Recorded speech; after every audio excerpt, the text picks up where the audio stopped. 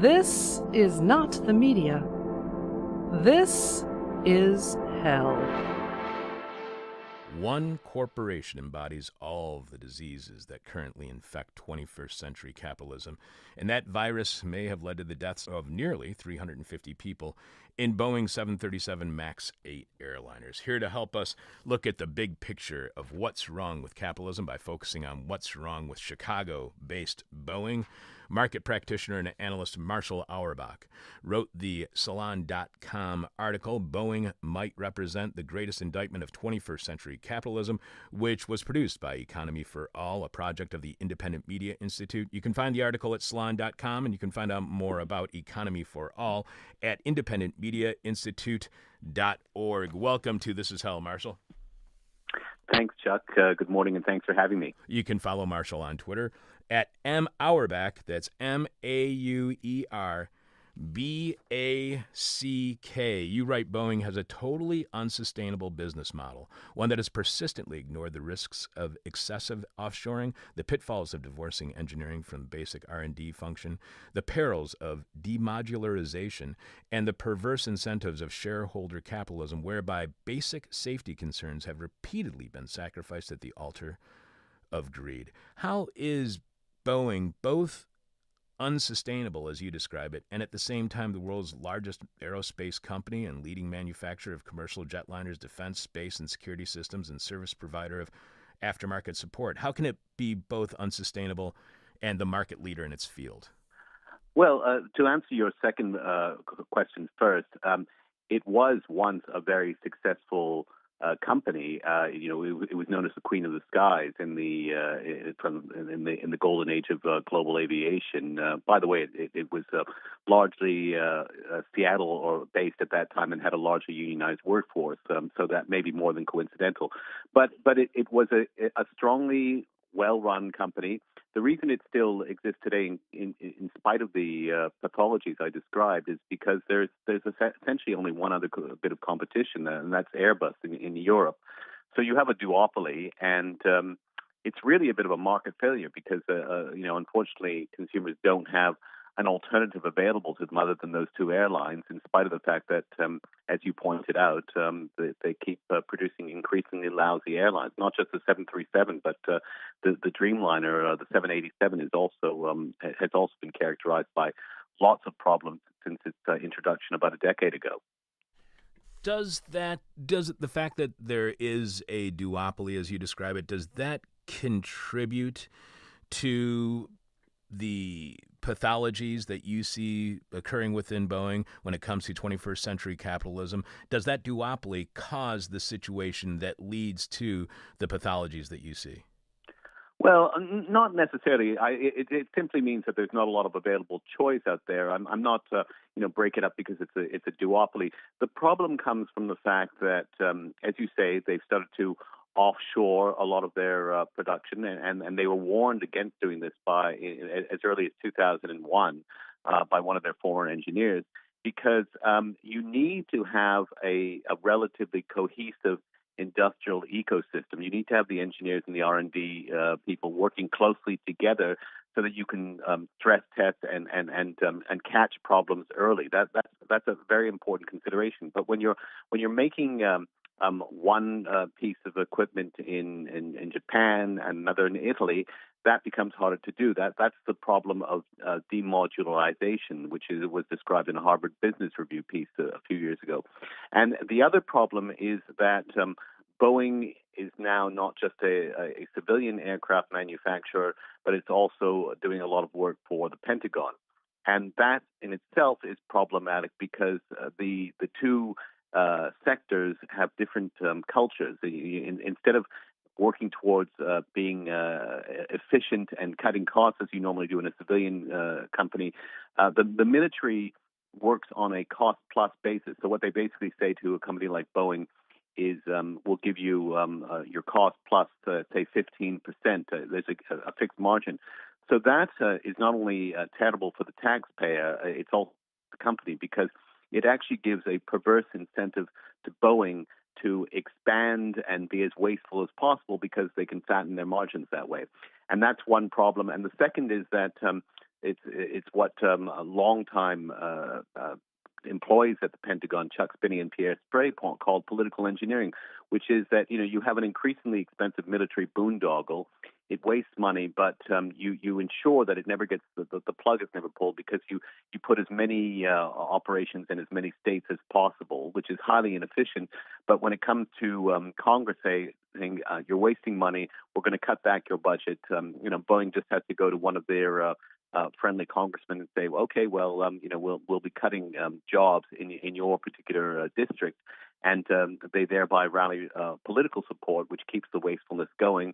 And also makes it impossible to cut back the spending.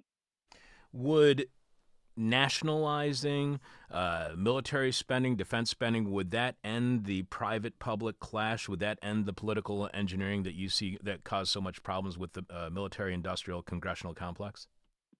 I don't really know, because I think that this is a problem. Obviously, the military-industrial complex is a problem that we've been warned about since Eisenhower's famous final speech in 1960. But and I think, unfortunately, the military has got its tentacles now tied into so many different aspects of government that nationalizing it, I don't think would solve the problem. I think you would need to have really whole-scale institutional political reforms implemented before you could do anything about it. And the other point I would bear in mind is that, and Matt Taibbi, amongst others, has been very good at pointing this out. The budgeting process for the Pentagon is a complete mess. That they when they've tried to audit the Department of Defense, it's just turned up one nightmare after another, and this has been going on again for decades. And those who have been whistleblowers within the Pentagon have usually been ostracized and shut down. So the problem never gets fixed. If Boeing's problems are caused by the perverse incentives of shareholder capitalism, as you call it, whereby basic safety concerns have repeatedly been sacrificed at the altar of greed, are the nearly 750 deaths in the recent 737 MAX 8 crashes on the hands of the individual shareholders themselves, even if they are shareholders who may be unaware that they own Boeing stock and discover they do within some mutual fund or other bundled investment? Are these crashes not Boeing's fault, but the fault of shareholder capitalism, which is imposed upon Boeing and is out of their control? Therefore, it's the shareholders' fault? Well, it's an interesting way to look at the problem, because on the one hand, the basis of shareholder capitalism, which was initially enunciated by Milton Friedman, is that they're the owners of the company, the shareholders, and therefore you should always be directing your operations to maximize their returns, as opposed to, say, employee welfare or making a safe, reliable plane.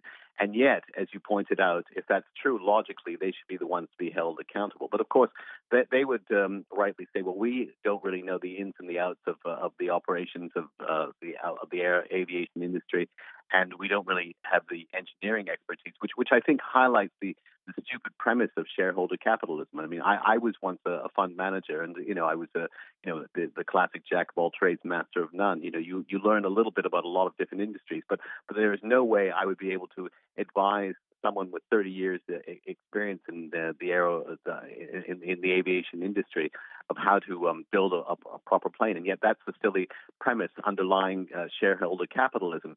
And the other problem is that increasingly executive pay, and not just in Boeing, but this is a problem that is pervasive in American capitalism right now.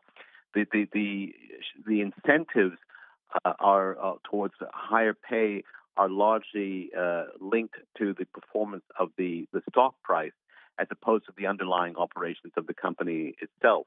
So you could have a company that has been degraded for years, but through forms of financial engineering is actually performing well. It consistently beats its quarterly earnings per share number.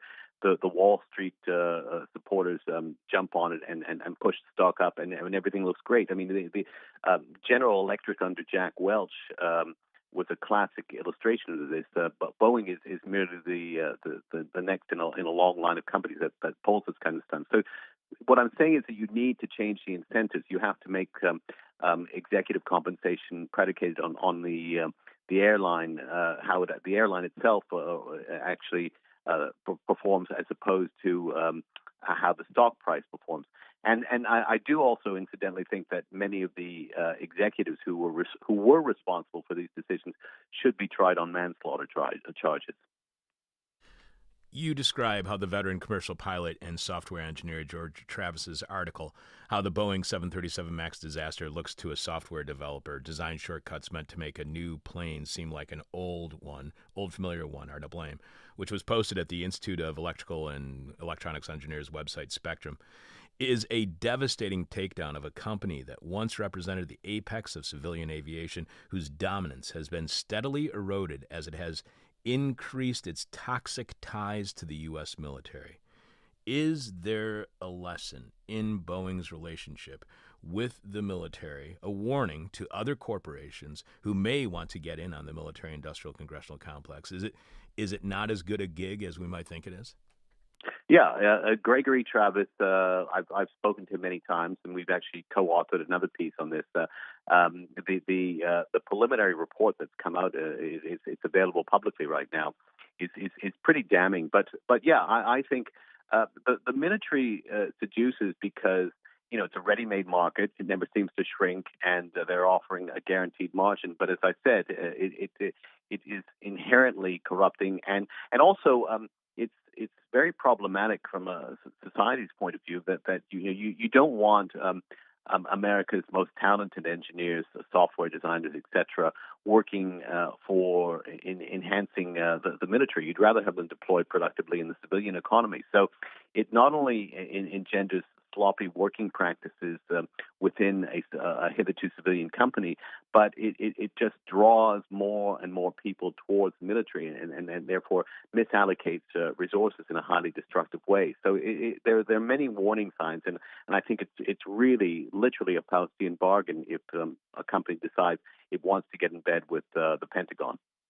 You also point out that Travis largely restricts his analysis to the 737, but his article illustrates pathologies long evident at Boeing and the FAA. We already touched a little bit on the relationship between Boeing and the Pentagon. How would you describe the relationship between Boeing and the FAA? Well, that's an equally instructive story, and because it in many respects it has parallels to the 2008 financial crash. And the FAA is increasingly subject to what we might call regulatory capture, which is to say that it's a bit like the criminals looking after the jails as opposed to the management. It's the expertise of the Federal Aviation Authority has been increasingly diminished. They get offered more money in the private sector, and increasingly their ability to oversee the industry for which they're responsible has been compromised. And because of that, the FAA has gone to Boeing and said, look, we don't really understand what's going on here. Why don't you help us? Why don't you effectively self-certify the planes? In other words, you tell us when it's safe, and we'll vet it. And that's essentially what's happened with the 737, but it's also happened in regard to the 787 Dreamliner. So it's another case where you have a very, very complex engineering problem. The relevant regulatory body doesn't have the ability to oversee it properly, so they effectively subcontract that decision making to the company itself, and that's just a recipe for disaster. So why isn't there any cultural blowback, political blowback from this kind of self-regulation and oversight that we see that has failed the people who were flying in the MAX 737 MAX 8s, but as you point out, failed with the Wall Street collapse the financial collapse back in 2008? What explains to you why is it that we are not backing off from this idea of self-regulation and oversight if it has failed so in deadly ways a few times? Well, there's the short answer is money. We saw this after 2008, within months of getting bailouts from the government. Wall Street started to use some of that money to aggressively lobby against the kinds of regulatory changes that would have tightened things up considerably, and they effectively succeeded in gutting Dodd-Frank, which was a fairly minimal bit of regulation and legislation to begin with. The other point is that with regard to Wall Street, it's very hard for people to understand what a toxic derivative might do in terms of blowing up our financial system. A plane crash, on the other hand, is something that people intuitively understand. And as the magnitude of these problems with the FAA and Boeing, the incestuous linkages become more readily apparent, as I think they are in current congressional hearings, I think the political pressure will be for the FAA to change many of its practices. Whether that extends to other industries, I doubt. I suspect you'll need another type of crash before we start looking at the broader implications of the kind of regulatory system we've adopted over the last several decades. You write Boeing's failures resonate with the public in a way that no complicated financial fraud possibly could. It takes a certain level of, as you're saying, technical expertise to understand how the toxicity of financial derivative poses dangers to an economic system. But everybody instinctively understands the tragic impact of a plane crash like the doomed Lion Air and Ethiopian Airlines 737-related accidents. Financial fraud's complexities, far-reaching effects make it difficult to find those responsible and hold them accountable.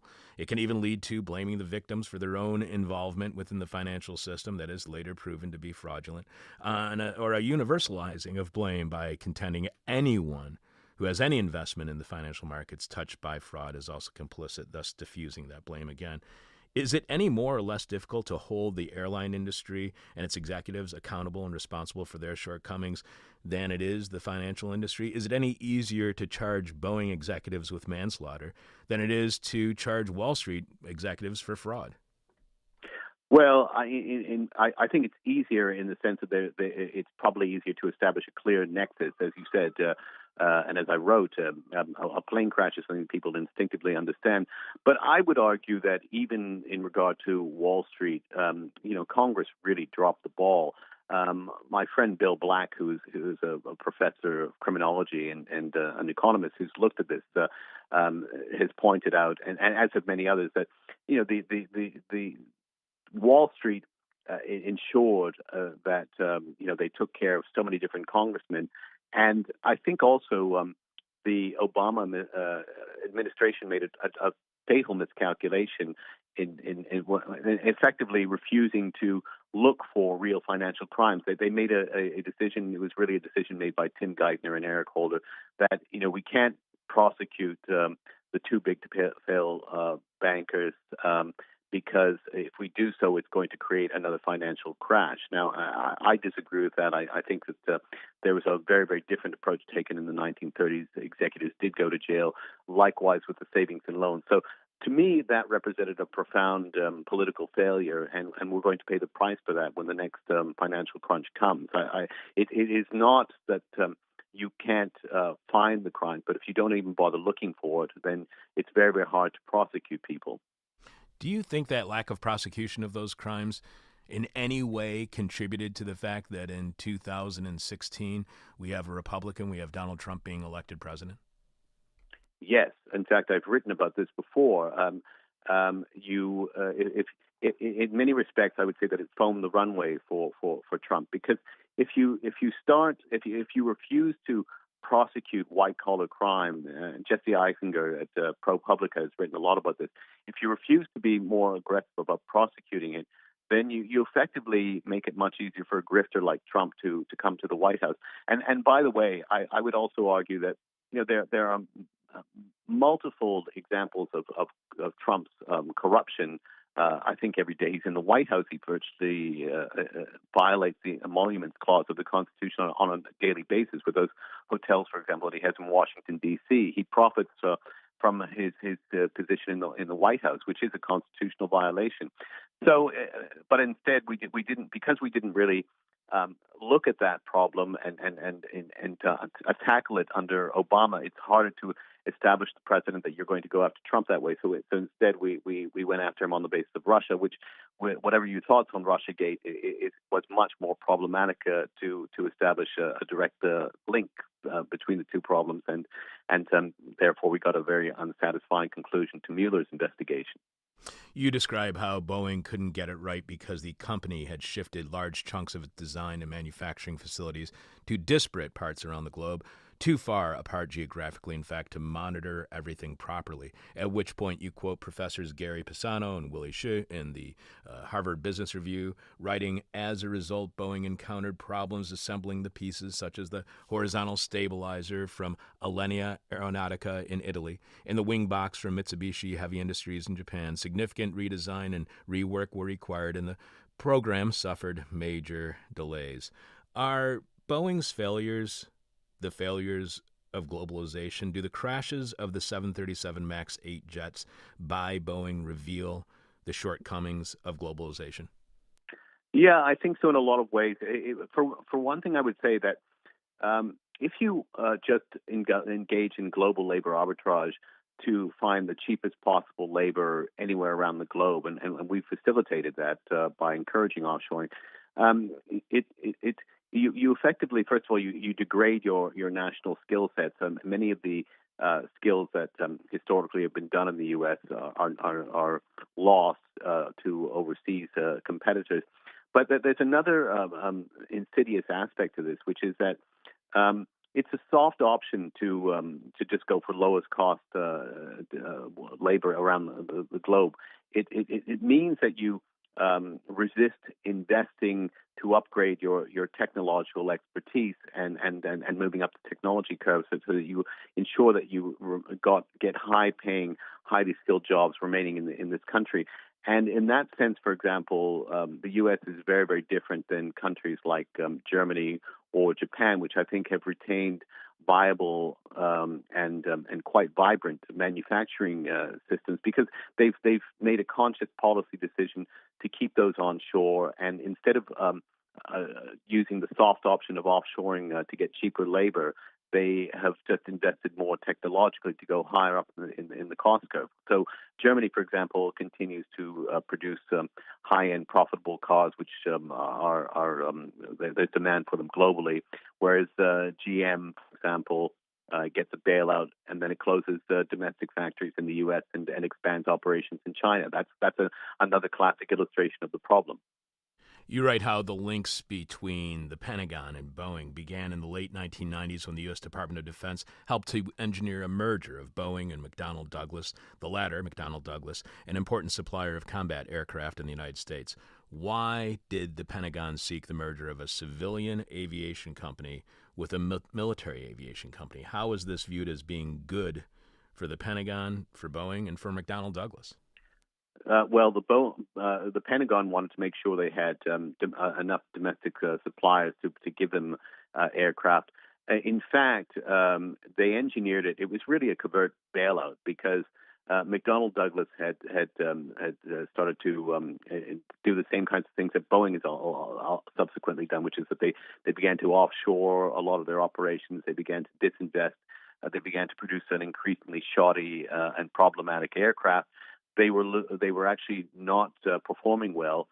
So the merger was actually a politically engineered one, and even though they called it a merger, effectively it was Boeing taking over a pretty toxic company, McDonnell Douglas, because the Pentagon didn't want to be solely reliant on Lockheed to produce planes, and that's why it originally took place. But as I said in the article, one of the engineers who worked for McDonnell Douglas and then subsequently worked for Boeing, L.J. Hart Smith, wrote a piece early in 2001 where he warned Boeing not to engage in the same kinds of practices that his old company, McDonnell Douglas, had engaged in, and Boeing refused to heed his warnings. Is the 737-8 MAX 8, is that the outcome of greed, or is that too simplistic? Does that individualize it too much and ignore bigger systemic reasons the disasters happened, why they happened, to some extent, and that they're kind of many of these disasters are out of our control or out of even a capitalist corporation's control? Can we just blame this on greed, or is that just too simplistic? Well, it's a largely important consideration because what happened was they produced a larger engine. Larger engines tend to be more energy efficient, but in so doing, the company had to place it in a different part of the wing, which made it less aerodynamically stable. Now, to have actually fixed the problem properly would have entailed substantial modifications to the existing hardware on the plane, and that would have been far more expensive. And Boeing clearly didn't want to, they had a modular approach. They didn't want to completely reconfigure a production line to fix the problems of the 737. So instead, what they did was they tried to fix the problem with a software fix through the what they call the maneuvering characteristics augmentation system, MCAS for short. And so the idea was that you allow the computers to fix the problem that the expansion of the engine and the shift of the distortion of the center of the plane's center of gravity was created. But it actually made the problem worse. You can't really use a computer software problem a solution to solve what is essentially a hardware problem, and it was worse than that because they didn't tell the pilots about this issue, and they didn't allow the pilots to manually override the computer system. So in the Travis article, which I quoted from, and you mentioned Greg Travis earlier, he talks about, he invokes the image of Kubrick's 2001 and that famous scene with Hal, where he says, Hal essentially tries to take over the aircraft. But ultimately in 2001, the pilot is able to deactivate HAL and prevent further damage from taking place. The problem we had here is that the pilots, even though they saw the something wasn't right, were not able to manually override MCAS. And in that sense, it's a unique situation because historically, computers do most of the flying for in aviation, commercial aviation. But ultimately, if something goes wrong, the pilot has sovereignty, and that wasn't the case here. You write similarly to the 2008 financial crash, this software solution that was supposed to fix the engineering problem of the new 737 failed because it was based on a flawed paradigm. No computer software can fundamentally repudiate the principles of aerodynamics. And in both cases, the regulatory capture and inadequate financial resources accorded to the authority precluded it from stepping in before disaster struck. How difficult would it be to overcome regulatory capture and inadequate financial resources? Well, first of all, you could pay them more, but of course, we generally in the post-Reagan era like to starve our government employees of proper financial resources. So, excuse me, that's one problem. The second problem is that we make things increasingly complex, and therefore the regulatory framework becomes increasingly complex to deal with that. The real solution should be less financial engineering, simpler, which would allow us to have simpler forms of regulation. But that would entail demanding that, in the case of Wall Street, that you have less complex financial instruments out there, which effectively are there to evade regulation and have no real social purpose other than enhancing the bank's profitability. It's an innovation for innovation's sake. In the case of the FAA and the 737, clearly you've just got to get more outside monitoring, and you need to pay people properly to ensure that you've got good regulators. But the fact of the matter is, if proper hardware modifications were established in the 737, you likely could have had a safer plane. But there was nobody there in the FAA to pick that up because nobody had the expertise. In fact, nobody was actually monitoring this. What self-certification meant was that you had one guy from Boeing doing the checklist on behalf of Boeing. The other guy from Boeing was doing the job of the FAA. So it made it impossible there was no early warning system in place. In the case of Wall Street, you had a whole bunch of rocket scientists who created these fancy derivatives. They used flawed mathematical models to justify to illustrate that these derivatives were fundamentally sound and wouldn't cause problems. But as mathematicians have subsequently pointed out, the statistical series on which they based their calculations were not long enough or big enough to get a proper kind of measure of what was normal, and therefore you had this so-called once in 1,000 type of event, when in fact it's not a once in a thousand type of event. Any proper statistical analysis would have shown that these financial derivatives were unsafe and mathematically unsound. You write that we view technology not as a man-made invention designed to help us, but as an autonomously fixed condition that bears little relation to human behavior. This lack of integration means that complexity overwhelms us rather than enhances our quality of life. It commodifies us. Labor is just a cost input to be replaced, if possible, by a robot. It is no longer viewed as a source of demand. What happens to labor, to people, when capitalism no longer sees them as a source of demand? And what will we be seen as, if not the demand creators, the demanders in the supply and demand relationship that we have within capitalism? Well, that's a great question, and we used to understand that. Henry Ford, for example, when he started producing his Model T, made sure that he paid his workers an adequate salary so that they could buy the underlying product. The point is that in the 1930s, we learned that labor is not just a cost input, but it's a very important source of demand. So one of the most important insights of people like Keynes is that he realized that you can't just simply keep reducing wages to reduce costs, because you're also diminishing demand. You need to ensure that workers are paid enough so that they can actually buy the stuff, and they can buy it out of their incomes, rather than going massively into debt, which is, again, one of the main problems we've had over the last several decades. And, the other thing is that we have to learn that technology is there as a handmaiden of human beings. It's there to make our lives easier, but you can't just simply, displace a human being with a machine without trying to figure out how the two might interact together. So you don't just simply want to have a self-driving car, because you get accidents, and you've got to respect the fact that you need to incorporate labor into this decision-making process to make the technology more productive. And that's an important insight which we seem to have lost. We just think innovation for innovation's sake is great, and we've degraded the role of human beings in the process.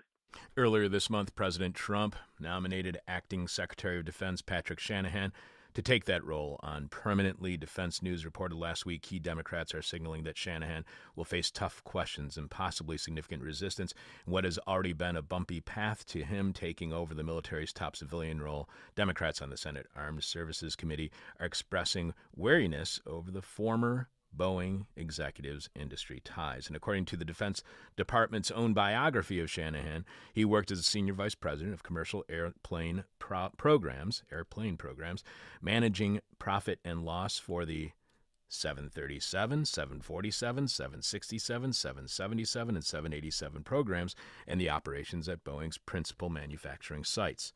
What does Shanahan's nomination by Trump, especially in the wake of these two 737 MAX 8 crashes, and I'm not certain if Shanahan oversaw the profits and losses of the 737 MAX 8 because his Pentagon bio doesn't specify that. What does Shanahan's nomination say to you about the current state of the military-industrial congressional complex and the Trump administration? Well, it's alive and well, and certainly it's another instance where the so-called draining of the swamp is turned out to be another lie. It's actually adding to the swamp. It's a bit like having the head of Goldman Sachs ultimately running the SEC or even the Fed. Well, you can argue that a lot of ex-Goldman Sachs people have run the New York Fed. So this is exactly the kind of thing that leads to regulatory capture.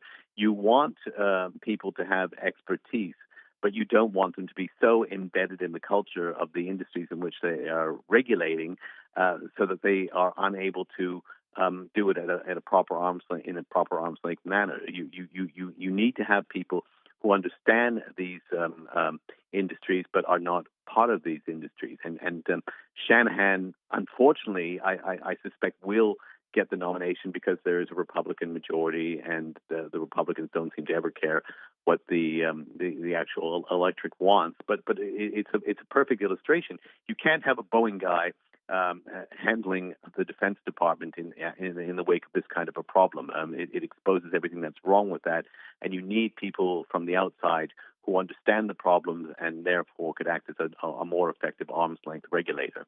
We have been speaking with Marshall Auerback, who wrote the Salon.com article, Boeing Might Represent the Greatest Indictment of 21st Century Capitalism.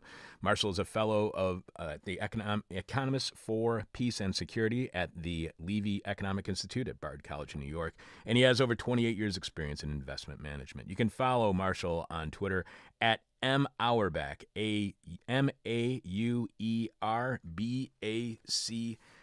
One last question for you, and as it is with all of our guests, our final question is the question from hell, the question we hate to ask, you might hate to answer, our audience is going to hate your response. Would you fly in any Boeing airliner today? Actually, I would. Funnily enough, the 767 and the 777s are excellent planes. Funnily enough, those are the ones that are largely made by the unionized workforce in Washington State. So the company is still capable of making a good plane. But I'd be much more wary about the stuff made out of Charleston. And there's no disrespect to the great state of South Carolina, but even in the article, I cite a former whistleblower who points out that there are numerous problems at the Charleston, South Carolina plant, which is a right-to-work state, by the way. So I would just say be careful about the brand you're flying, and certainly if you can fly Airbus whenever you can, I would do that too. So did deunionization and right to work lead to nearly 350 deaths from plane crashes? Well, I wouldn't say that's probably going too far, but I certainly felt that there were really no problems with the unionized workforce in Everett and Renton, Washington. They produced a great plane for a long time, but again, Boeing wanted to have another cudgel at its disposal to help moderate wage demands and help reduce the influence of the union. So they relocated to a right-to-work state, and a lot of companies have done that. The state of unionization in this country is in a disastrous state. I think only about 9% of the population, the working population, is unionized anymore, and most of that is in the public sector, which seems to be the new area of attack for Congress, especially the Republicans. So I would like to see an administration, a future administration, encourage more unionization, because I think that's one of the ways we help to ensure that workers get decent wages and also ensure that the quality of the work being done is better as well. You get a less demoralized workforce. Marshall, I really appreciate you being on the show this week. You can find Marshall's writing on a regular basis at Salon.com. Thank you so much for joining us. Thanks, Chuck. Thanks for having me. Enjoyed it. Take care. You've been listening to a This Is Hell interview. For more interview hell and to support the show, visit thisishell.com.